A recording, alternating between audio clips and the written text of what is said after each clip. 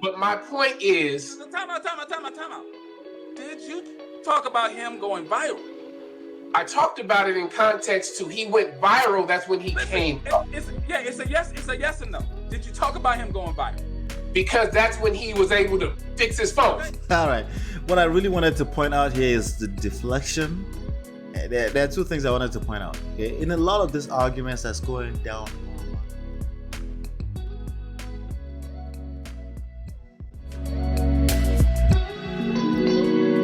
Yeah, what's going on? What's going on? Welcome back, man of prestige. Ladies and gentlemen, welcome.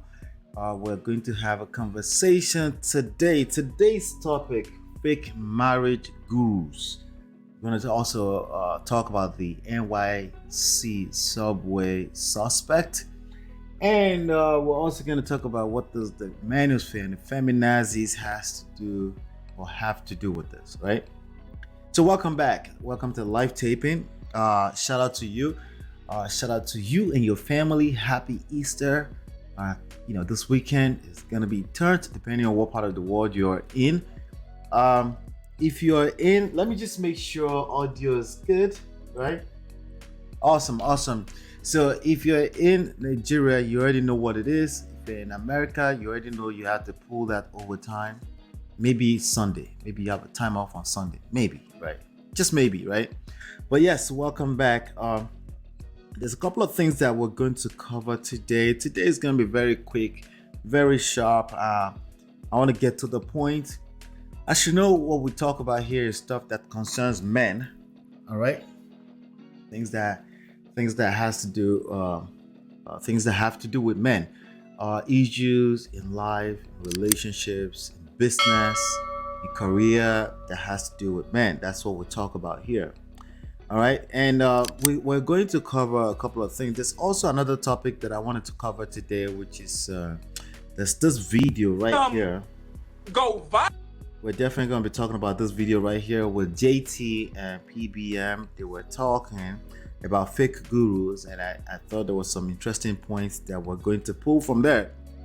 All right, so definitely we're also going to talk about marriage. Of course we're going to talk about marriage. You're going to talk about relationships, marriage, all of those kind of good things, right? It's like we never finish talking about marriage, right?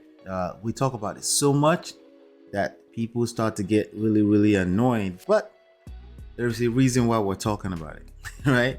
There's a reason why we keep talking about it. So instead of, obviously there are some real issues that we need to address. We have to continue the conversation until we figure this out, gentlemen. We have to figure this out. We can't afford to shy away from the issues. That's not what men do. Men we take on the challenge. We get to the bottom of it. We figure it out. At least from individual to individual. As a society, it's going to take a while. As a community, it's going to take a while, as you can imagine, right? But again, we're up for the challenge. And if you're not up for the challenge, this is exactly what's going to continue to happen. Hey! Wait! Yo! With me, nigga! What's wrong with you, nigga? Come on! Where my glasses? Get off of me before I drop your goofy ass again. Now beat that, bitch ass nigga. Pay for this shit. Hurry up. No, Pay for that shit and hurry up before I drop your ass again. Touch me, then I'm gonna drop stop video before they Quit help touching me. me. You got my key. Quit touching Nobody me. help you. Nobody help you. All right, so maybe not exactly like that. Something similar. You're going to get dragged by women. If you don't maintain your masculine frame, if you get in your feminine energy, you cannot do that better than women. Women are better at the feminine game than you, right? And I'm talking about the beautiful feminine energy, like again, the beautiful feminine chaos, right? It's beautiful, but you're not going to taste what that beauty look like until you have proper masculine frame and create sexual polarity with that. All by itself, or by bringing another feminine energy into that context, you're going to experience the worst of the worst case scenario, which unfortunately is kind of like the average situation out there right now, right? This is why people are very, very quick to quote data, because the data paints a picture of the worst case scenario, from everything from average down to worst case scenario, right? And if that's your experience, it's because there's something you need to learn. If you're confused, there's something you need to learn. If you don't figure this out and you end up in the court of law, the court are now going to make things better for you. The court tends to be a weapon. Okay, it tends to be weaponized by especially women who find themselves in this situation in the Western world, right? It's not always deliberate. So attacking things or approaching things from a standpoint of she's being wicked, it's not going to help you either. She could be wicked, but again, that outlook is going to help you create more destruction for your household, for your family, and things like that. So without any further ado, let's get started. And these are sizable books. They are minimum 200 pages. You can download them absolutely for free by simply going to, for example, this one, you just go to getmymarriageback.com, smartrealestatewholesaling.com, realestatemoneysecrets.com. So yes, I am a 3 times author, and those books are out there for your consumption, and they are also available everywhere on Amazon, anywhere that you pick up books. So in case you prefer a physical book like that. All right, so the first thing I want to talk about is this fake gurus thing. I'm going to get to the fake marriage guru thing, right? But I also want to talk about the fake gurus thing. There was an argument that happened between this guy JT. According to him, I haven't ever researched him, but he's supposed to be I believe him. He's a chartered accountant, right? He's a CPA, licensed in like 55 different ways, or 53, I'm not sure. But anyway, what he does on YouTube is basically call out the fake gurus, right? From a financial standpoint, anything that has to do with finance, right? Things like people that are scamming people with bitcoins or cryptocurrency or anything like that. That's basically what he specializes in. He calls out the fake gurus, people that are selling courses, people that have a bunch of people claiming that they've been scammed, right? That's what he does.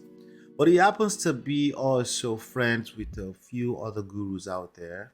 I call them gurus because they've built a platform in their own right. People like the lead attorney, people like Kevin Samuels, right? All those guys, right? They have huge followership. So if they say everybody say right? And that is a double-edged sword. That's actually a beautiful thing, but it's also a double-edged sword. To whom much is given, much is required, right? If you have such huge platform, you're going to be, your emotional centeredness has to be on point, right? Because people are going to attempt to drag you. Also, you may make mistakes that are now in the light of attention, huge amounts of attention. We're talking about per video 1,000, 2,000, 3,000. We're talking about potentially 30, 40,000 views on every single video. It's a lot of attention, and if you're not skillful, if you don't have the right skills, it can absolutely destroy you. Also, the arrogance or the pride that comes with that is a double-edged sword. It's a beautiful thing to have a platform like that because you can impact the world in a good way, right? But also, you're just human like the rest of us, and you can make mistakes. And if you make mistakes, you don't get that much grace. Again, that's what I mean by to whom much is given, much is required, right? So a lot of these guys don't, you look at the fresh and fit situation, right? They don't realize this until a lot of times when it's too late, or sometimes when they've already made a mistake or lose a little credibility here and there. All right. So with that being said, this guy PBM, yeah, he's been dragging in town for a while. He pulled up some personal records, public records of the gentleman, alleged public records. I didn't do the research myself. I don't know. It seemed believable. But it is what it is. Everyone has a past, right? So he came on JT's platform to put JT's friends, aka Anton and Kevin Samuels. Now, there were some assumptions there, and you know what I always say about assumption, right? When you assume, you make an ass out of you. It's supposed to be me, but it's actually you. Okay, so let's gentlemen, as a grown man, the last thing you want to be doing is zooming. And these are sizable books. They're minimum 200 pages. You can download them absolutely for free by simply going to, for example, this one, you just go to getmymarriageback.com, smartrealestatewholesaling.com, realestatemoneysecrets.com. So yes, I am a 3-times author. Those books are out there for your consumption, and they are also available everywhere on Amazon, anywhere that you pick up books. So in case you prefer a physical book like that, we're tempted. Sometimes we see in what we consider enough information, and we're tempted to assume and assume and assume. When I see two people doing a live stream together on YouTube, I don't assume that they know each other. Okay, it's not what a grown man is supposed to do. Okay, because people are hustling, people are running a YouTube channel. This is a business for me, as far as I'm concerned. It's a business for most people, for every one of them, even when they're capping, right? And even when they don't turn on the ad, like for example, for a long time I didn't turn on the ad on my other platform because that's not how I make money from it, right? So it depends on everyone's goal is different from people to people, right? But the bottom line is that don't assume. But anyway, he had some points, right? But I wanted to play this video because I feel like there's some lessons there. Again, we're talking about fake gurus. There are in fact fake gurus out there. Some of these fake gurus are being fake gurus, but they don't know any better. Okay, I'm going to call some of them out, not personally, okay, but I'm going to give you some criteria to look out for specifically when it comes to fake marriage gurus. Okay, but what does the fake guru look like, right? So JT has a show on Fridays. I'm actually promoting him, I guess. He has a show on Fridays. They call Fake Guru Fridays, where he has like a criteria, a checklist that he goes through. I saw it one time. I thought it was interesting. I thought it was nice. I've been a part of this old guru world where people create courses, and I've been a part of it since 2012. I don't know how long, 10 years, right? No, sorry, 2009. I meant to say 2009. So a whole lot, like more than a decade. So I know these people. I see patterns. I know when they're coming, and even at that, sometimes they come from a blind spot, but they have patterns. So I thought it was interesting that he created some kind of what do you call it? He created a checklist that if they check this, he declares them a fake guru.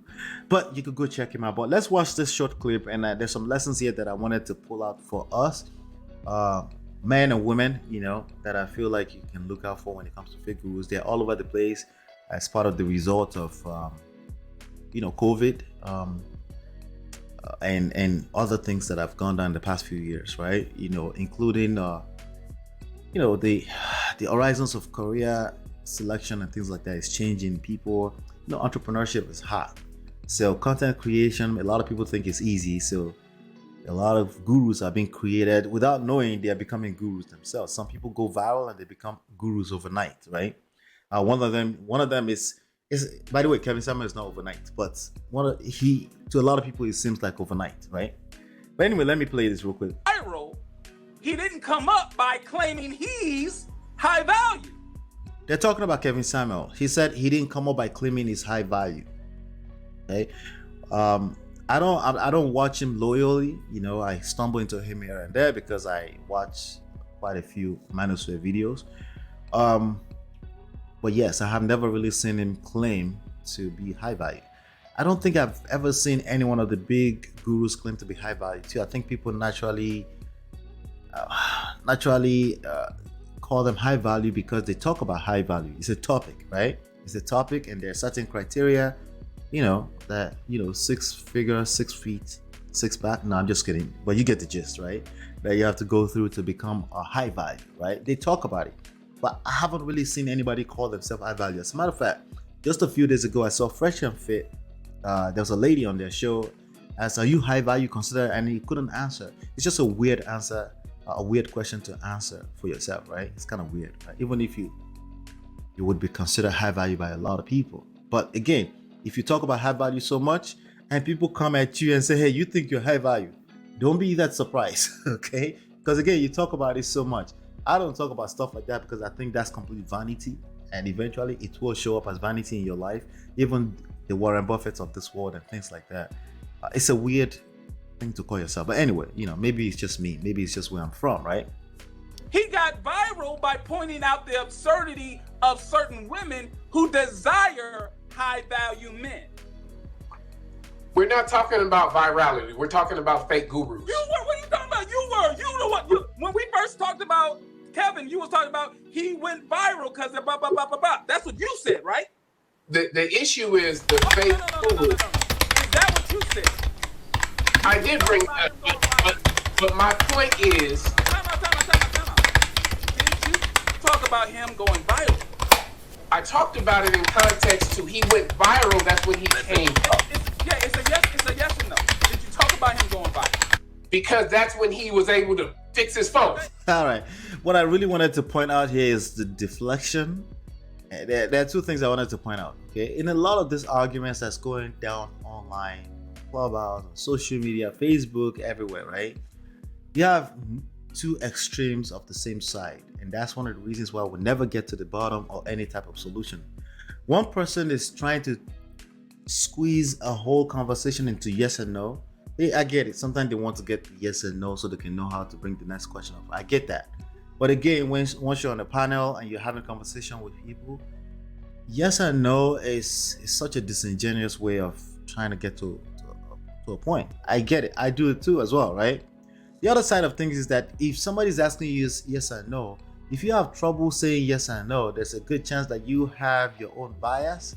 You have your own, what should I call it? You have your own agenda. That's not necessarily objective. Yeah. No, it's not objective, period. Right? If you're asking a yes or no question, you're not being objective. You're trying to come off as objective, but you're not being objective. Now, on the flip side of things, if somebody's asking you yes or no and you couldn't answer it, you're not objective either. I know that's a news flash to a lot of us, okay? People that ask yes or no, they try to claim that they're being objective. That's what they're trying to do, right? Let's bring it down to an objective argument. But it's bullshit on both sides. And precisely why you couldn't get down to the bottom line, which is what, gentlemen, you should always be looking for. What is the bottom? There's so many nuances. But are you able to get to the bottom line without rushing everyone involved in the conversation? Especially if we're talking about a romantic relationship, right? Are you able to get to the bottom line without rushing people? Do you have that kind of patience? Patience will be tested 100% of the time. So even look at between two gentlemen, they couldn't get it. They have to argue it out. The beautiful thing about this is content. So we're talking about it right now, right? Okay, and you can either say yes or no. Like I don't understand why you just want to say yes. Context matters. You can't right? say yes or no. Context matters. This is not. Okay, that's true. Context matters, but if you go watch that video, there was a lot of context already that was being said already, right?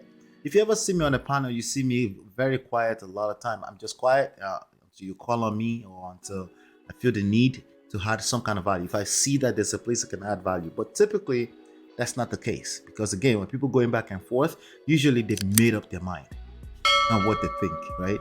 So, and it's just not the best use of my energy. No disrespect to anyone, just for me, you know. The conversation you had about one person is the king of fake it till you make it, and I am saying that actually. All right, so there's another guy called Jay Morrison, Mr. Real Estate, right? I stumbled into him probably around 2016 or so. Another real estate friend of mine, not directly a friend, but acquaintance, linked me up, and they try to buy a house from me, stuff like that. He was coaching a lot of people around the East Coast at that time, and that's when I stumbled into the Jay Morrison. But he's saying that JT was the guy that you're looking at, who's the owner of the show, the one with the glasses. Consider Jay Morrison to be the king of fake it till you make it, right? But this guy, PBM, with the ring light in front of his face, he's saying no. Kevin Samuel is the king of fake it till you make it. Now, I don't necessarily think there's anything wrong with fake it till you make it. It just, there's a point it can cross the line of being completely a fraudulent behavior, right? But there's a part where fake it till you make it is just what Nigerians will call packaging. We'll call it dress how you want to be addressed, right? Basically presentation, right? Presentation doesn't matter, right? So it depends. It can be subjective. Depends on how far you take it, right? Some people will call your presentation you're faking it till you make it. So it all depends. For Kevin Samuel, as far as I'm concerned, I think it's more so like a presentation. But then they got further into the argument about he teaches life. He is selling life coaching. Well, life coaching is such a vague thing. If you buy life coaching from me, if I share some concepts with you, if you don't implement, you really can't turn around and claim that somebody scammed you, right? It's too vague. Like if you're gonna buy some kind of coaching, be specific, do the work yourself on narrowing down to the result you're looking to achieve. And with that being said, I would hope that you hire somebody that has the result you're looking to achieve.